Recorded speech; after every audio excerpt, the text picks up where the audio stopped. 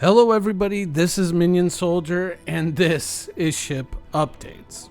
Now, before we get started with the show, of course, we will address the fact that due to a scheduling mix-up,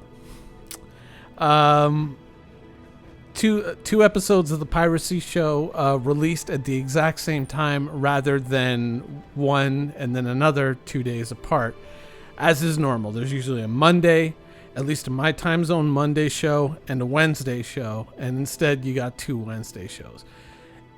Entirely YouTube's fault, of course. It wasn't my fault. It can't be. So yeah, blame YouTube. Terrible, terrible company. Anyways, moving on. Ship updates. We have some, and they're so good. They are so good. Now, as you know, I don't own the Prowler. The Prowler is an objective to be achieved at some point in the future once we know that there is permanence to the money that we are acquiring in Star Citizen for sure. Not likely or possibly or we're trying to, but lockdown, this is going to happen. Then yes, the Prowler is on the to buy list. But for right now, if you want Prowler videos and stuff, I don't have one. So unfortunately, that's not going to be part of my repertoire. But one of the things that is coming up that I have at least some relation to, and something that I am very excited to see, and something that I may indeed upgrade to, possibly, theoretically, at least one ship, is the Cutlass Blue. Now, the Drake Cutlass Blue, as with all Drake ships, has an interesting story to it. Very few manufacturers have as many interesting game development quirks and difficulties as the Drake ships. They are in a class by themselves in this department.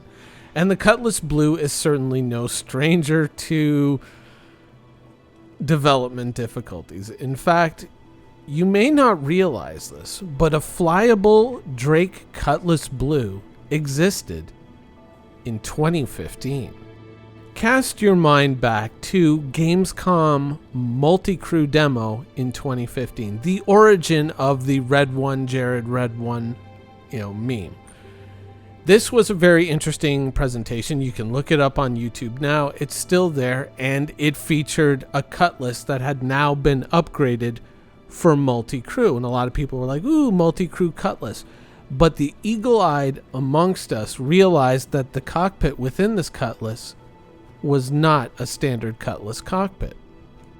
Now, some people, of course, had varying explanations for why this was. Oh, no, that's the normal Cutlass. You don't know. You don't know what you're talking about.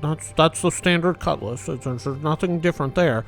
But it, in fact, was an entirely different Cutlass variant, and this kind of got the community hopping because this was the Cutlass Blue, and a lot of people didn't really pick up on that. But you can tell by the window framing here, you can see from outside the Cutlass, that is not a standard Cutlass Black circa 2015. That is in fact the Drake Cutlass Blue, flyable and being used in a demo all the way back in 2015. Sadly, 2015 would also, it was a very difficult year for Star Citizen, and also on the other side of things, planetary tech was about to be revealed to us in 2016, and that, of course, would throw kind of a wrench in the works for Star Citizen. The entire universe would be rebuilt. 2017 would be the great drought, the great content drought. And during all this time, as SC was refactoring many of the early ships, including the Cutlass Black, this early iteration of the Cutlass Blue never got into the hands of the community, and ultimately would not see the light of day for a long time. In fact, it wouldn't be until 2017 that the Drake Cutlass Blue made another appearance. Now, during this whole time, the Cutlass itself, like the entire Cutlass line, had some growing pains. there was some difficulties with the community over the handling, the performance of the Drake Cutlass. It was felt to not really live up to the standards that, or not really the standards, but the expectations that CIG had put forth. The Cutlass was the nimble pirate fighter, and there were videos kind of showing it cartwheeling through space and dodging missiles. And unfortunately, the actual Cutlass that made it into the game was anything but. And that is the same controversy that would later give birth to the Drake Buccaneer, but that is a whole other series of videos that I have done. Ultimately, the Cutlass would get a full ground-up rebuild as part of that project, and we would get the Drake Cutlass that would fit in with 3.0 and beyond in Star Citizen. And apart from the cockpit view, it was generally a step up.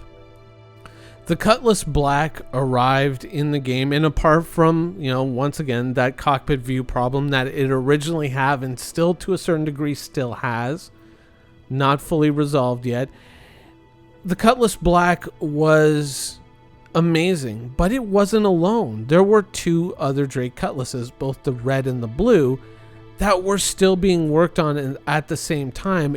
And even after the release of the Cutlass Black, CIG was still showing off work on the Cutlass Blue in 2017.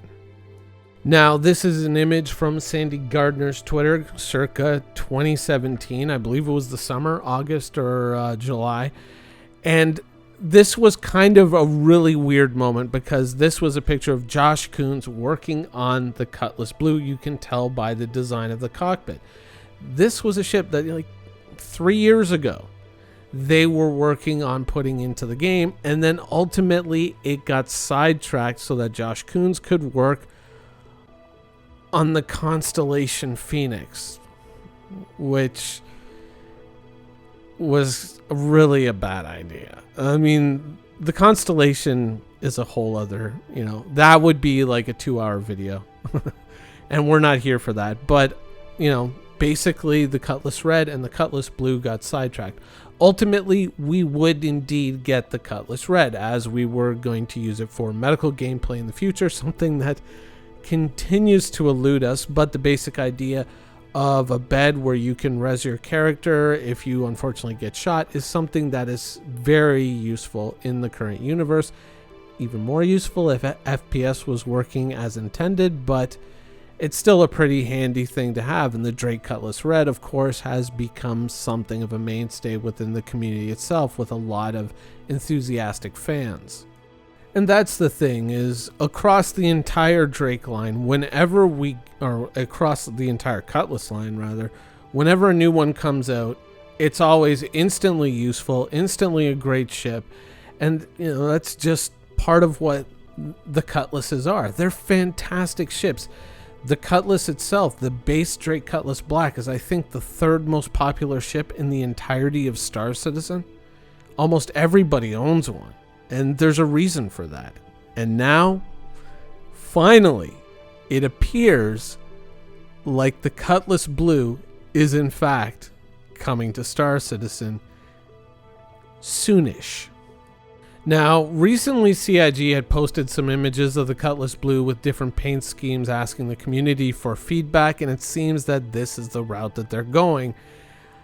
Some people may like it, some people may not like it. I'm just glad that the Cutlass Blue is finally here.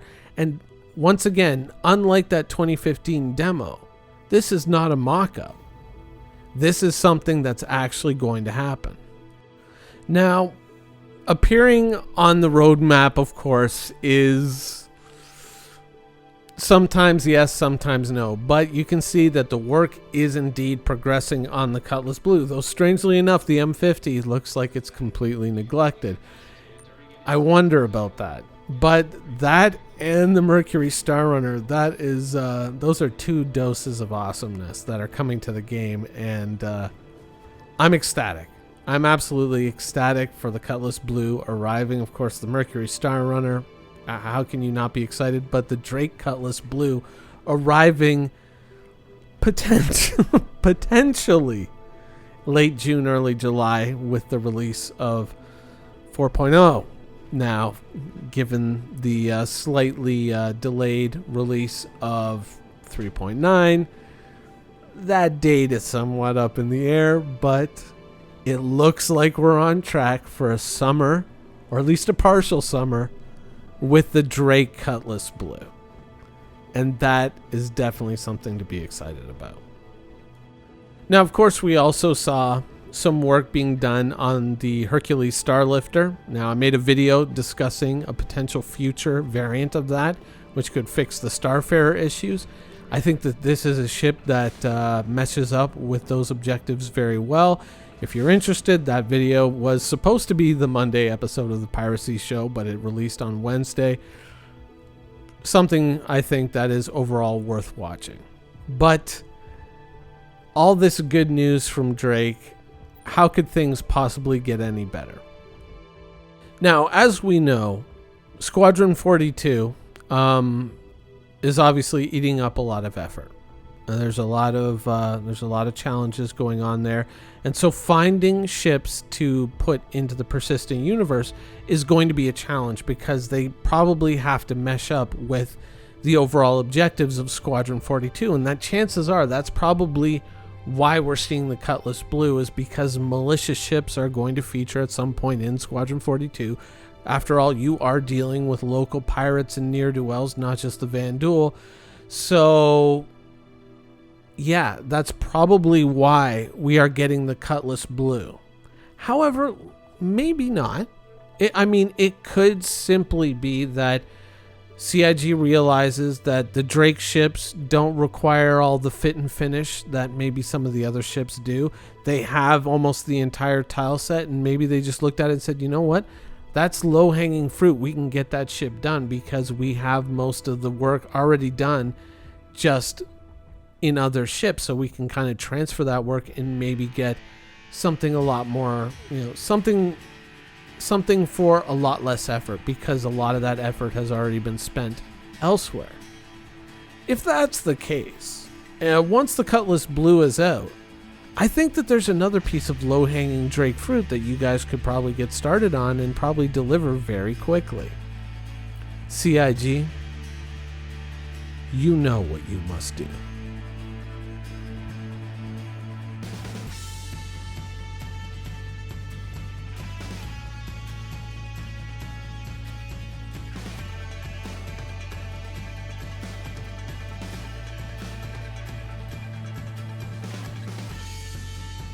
Thank you for watching. So if you want to keep up with the latest and greatest in Star Citizen and Squadron 42's development, please follow us on our social media channels. See you soon.